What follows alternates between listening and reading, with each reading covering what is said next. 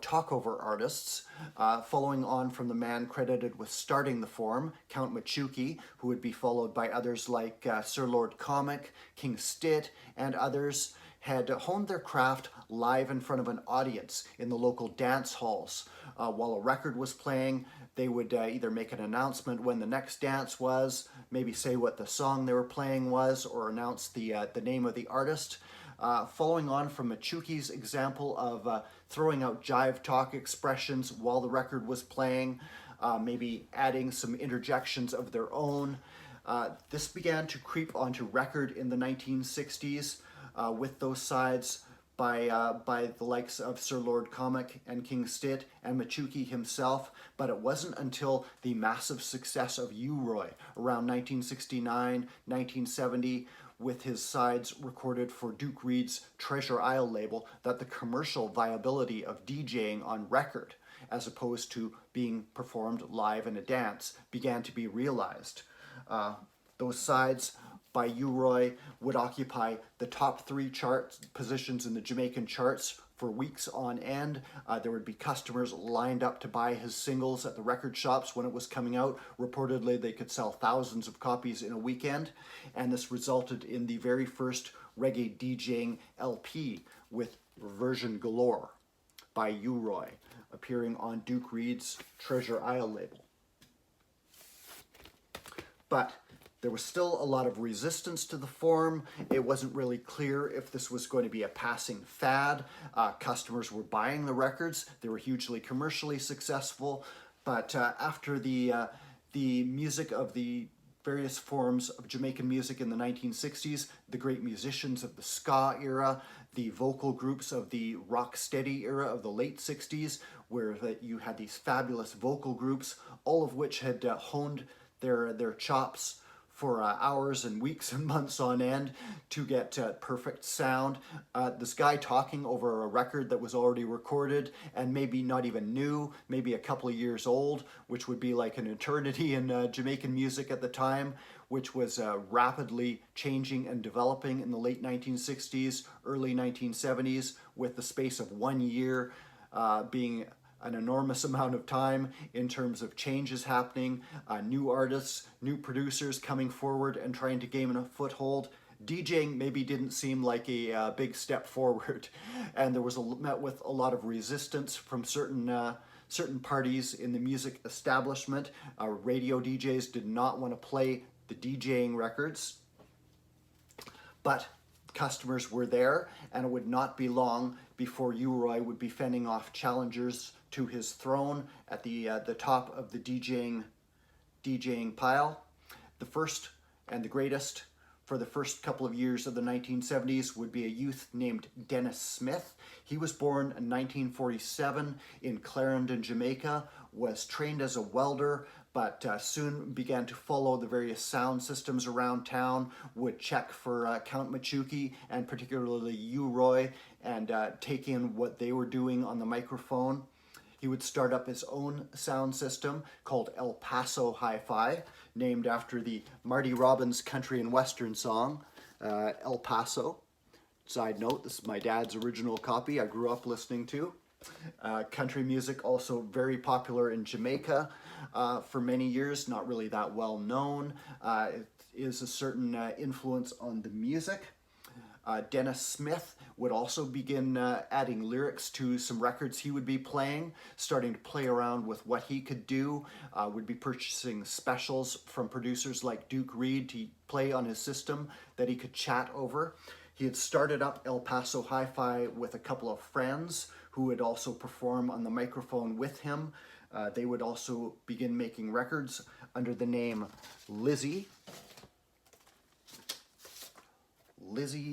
with More Heartaches on the Harry J label. This is chatting over a song by Bop and the Belltones called No More Heartaches, in true DJ call and response fashion, answering the original lyrics of the song. It would be More Heartaches for the Lizzie version. And Samuel I didn't record very many records, but he would do a very Rastafarian-themed version to the Melodians' Rivers of Babylon called Sounds of Babylon. But it would be Dennis Smith, who would make the biggest impact on record and be the first serious challenger to U-Roy. U-Roy had recorded his very first song called Dynamic Fashion Way for producer Keith Hudson, which was a version of Keith Hudson's hit with singer Ken Booth called Old Fashioned Way.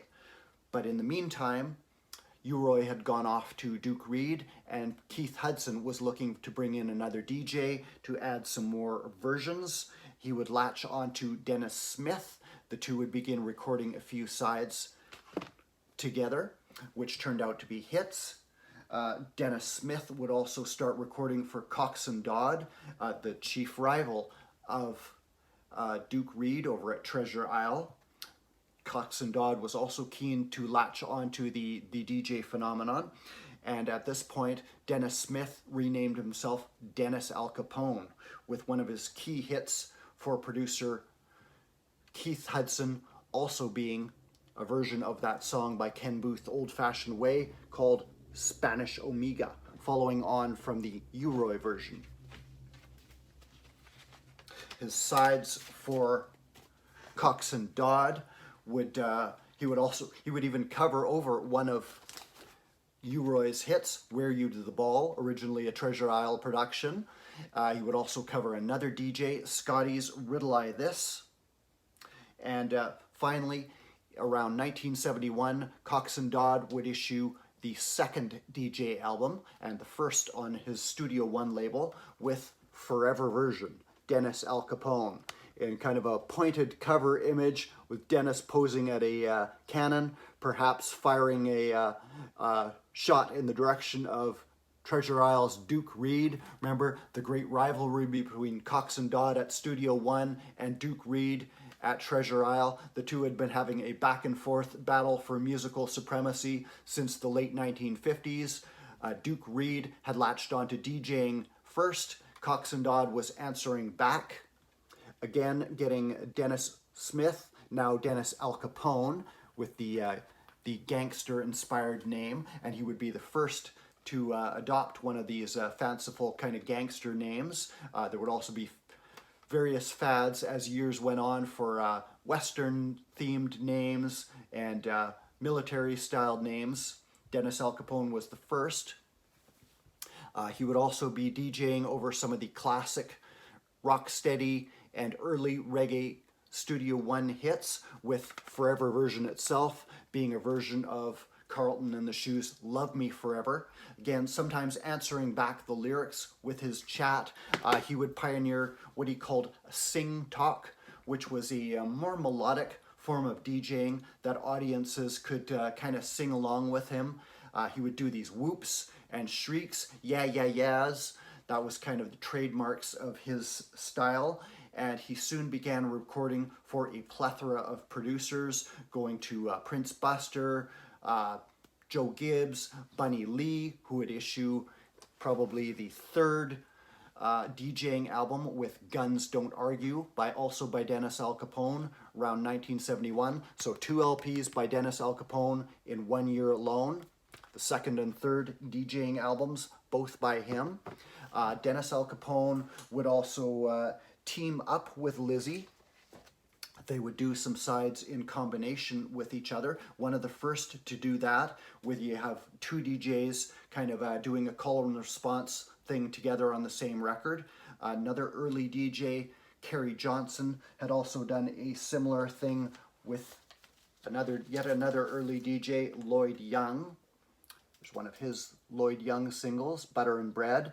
The two of them, around 1972, would perform in a combination style as Kerry and Lloyd. So Kerry and Lloyd, and then Dennis Alcapone and Lizzie together on the same record. These would be the first kind of DJ partnerships, which would become more prominent years later, but got its first records made in that period. Dennis Alcapone recorded many singles over the next couple of years, the very early 1970s, striking while the iron was hot. Nobody knew this form would continue much longer, so he was going to every producer that had a stockpile of rhythm tracks of songs for him to voice over. Here's just a couple of singles here. Honkus Ponkus, over an Eric Donaldson song on the Jaguar label. This is 1972, produced by Tommy Cowan here, Dennis Alcapone. One of his big hits would be $500,000. There's a later pressing on the High Note label. This is kind of a humorous one where he says that his voice has been insured for $500,000, would give its name to a compilation album that appeared in the late 1980s on Trojan Records, compiled by the great Steve Barrow. Just pulls together various sides by Dennis Alcapone for different producers. Trojan Records, 1989 on this one. My Voice is Insured for $500,000, the title track. Papa Version, a version of the Papa Top tune produced by Andy Capp. Jungle of Crime, again for Keith Hudson. It Must Come, which is a version to Delroy Wilson's great hit Better Must Come. Again, the DJs are answering the original vocal tracks that they're chatting over, sometimes commenting directly on the lyrics, which they can weave in and out of the vocals. Some Dennis Alcapone tunes also appear on this Trojan compilation from a year earlier. Keep On Coming Through the Door, early DJ music. Samuel I, who is a partner with Dennis Alcapone on the El Paso Hi-Fi, also on here with Sounds of Babylon, which I mentioned earlier. A couple of Dennis Alcapone tunes on here. Alpha and Omega, produced by Lee Perry. Mosquito One for Byron Smith. Mosquito One. And also, what do we got here? Backbiter, produced by Lee Perry again. His lyrics, he had a lyric called One El Paso, Two El Paso, that he did over the You Don't Care rhythm track on that Forever version. That was one of his signature lyrics that he had performed live in the dance hall. In the early 1970s, he had recorded well over 100 singles. It was estimated for a variety of producers, was the first serious challenger to U-Roy, who left Duke Reed around 1972-ish and himself started recording for various producers. Second and third DJ albums recorded by Dennis Alcapone. Also the first split DJ album would be released called Soul to Soul DJ's Choice around the early 1970s. That would be split up of sides recorded by him and some by his pal Lizzie. The first kind of split DJ album, which again would also become more prominent later. He toured Africa, made a tour of the UK around 1973. Following that, around 1974-ish, he would relocate permanently to the UK, which somewhat took him out of the fast pace of the Kingston studio scene and away from the center of reggae music. But he would continue working with Bunny Lee for various albums. The only original one I have is Belch It Off, kind of a strange title, produced by Sidney Crooks, appearing on the Attack label. This is 1974. Dennis there on the back. Kind of a strange one. Not really one of his best albums. He would release a tune called $6 Million Man around the mid-70s. Unfortunately, inflation had kicked in by then, and his voice was now insured for $6 million, as well as comparing himself to Steve Austin, the TV $6 Million Man. So humorous. He also started going with the Rasta theme as the 70s wore on. He appears on this very obscure album, which was recently reissued by Horn and Sounds label, Calling 1000 Dreadlocks. He does the title track and a couple of tunes on here in a more Rasta-inspired style, but he was maybe away from the center of the rapidly changing music business. But for those first few years of the 1970s, Dennis Alcapone was the man as far as reggae DJing, and maybe could be credited as establishing it as something that was here to stay and wasn't just going to disappear. I am going to leave you with that hit for producer Keith Hudson called Spanish Omega. Dennis Alcapone chatting over Ken Booth's Old-Fashioned Way. And on this one, watch out for the false start that he rides his lyrics right through without missing a beat. Apparently an idea introduced by Keith Hudson. Dennis Alcapone, Spanish Omega.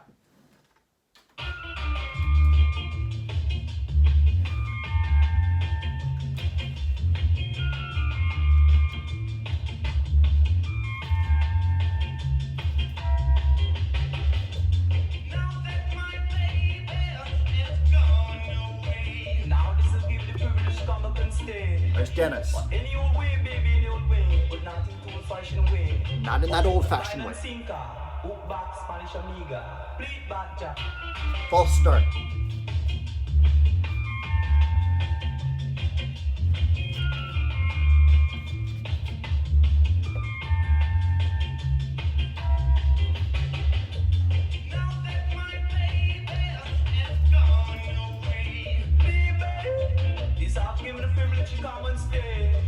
But oh no, baby, oh no, as I beg you, not in the old-fashioned way.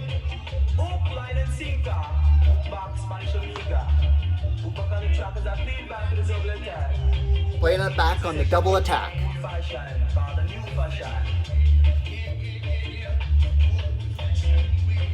Crazy like I tell you. Crazy like I tell you.